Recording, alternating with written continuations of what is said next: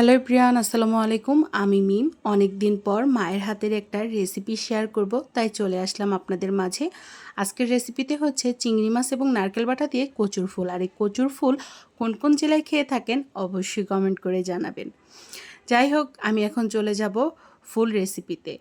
আসলে কচুর ফুল রান্না করা যেমনটাই কঠিন, ঠিক তেমনটাই মজা। আমি তাজা নারকেল বেটে নিয়েছি। এখন কচুগুলোকে কাটার পরে আমার হাতের কি বাজে অবস্থা। যাই হোক, কড়াইতে তেল গরম দিলাম। এখানে নারকেল বাটা, পেঁয়াজ বাটা, কাঁচামরিচ বাটা এবং আদা রসুন বাটা দিয়ে ভালো করে মশলাটাকে কষিয়ে দিয়ে দিব ডিমওয়ালা চিংড়ি। যে কোনো চিংড়ি মাছ দিয়ে রান্না করা যায়, আসলে বর্ষার মৌসুমে এই চিংড়ি মাছটা একটু বেশি পাওয়া যায়। দিয়ে দিব স্বাদ মতো লবণ। এখন মশলাটাকে ভালো করে কষাবো আর দিয়ে দিব গুঁড়ো মশলা। এখানে আমি গুঁড়ো মশলার ভিতরে শুধু হলুদ গুঁড়ো হাফ চামচের মতো আর হাফ চামচের মতো লাল মরিচের গুঁড়ো এখন দিয়ে ভালো করে মশলাটাকে কষাবো। যত এই তরকারিটাতে আপনি যত মশলা কষাবেন, তরকারির স্বাদটা আলহামদুলিল্লাহ তত মজা লাগবে।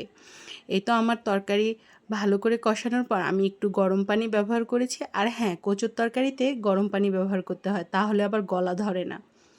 এখন তো বর্ষার পানি, যে কোনো লতি বলেন কচু বলেন, একটু গলা ধরে।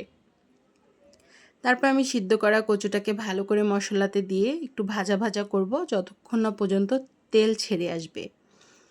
এই তো তেলটা উপরে উঠে আসছে, আমি নাড়বো কারণ এটা নিচে লেগে যায়, যেহেতু এখানে কোনো পানি ব্যবহার করা হয় না। আর এটা যত ভাজা ভাজা হবে তত মজা। এই তো কচুটা গলে গেছে। আমি মাঝখান দিয়ে একটু পানি ব্যবহার করেছি আর একটু লেবুর রস দিয়েছি, যেহেতু গলা না ধরে আপনারা চাইলে তেঁতুলও দিতে পারেন। আলহামদুলিল্লাহ, আমার রেসিপি তৈরি। কেমন লেগেছে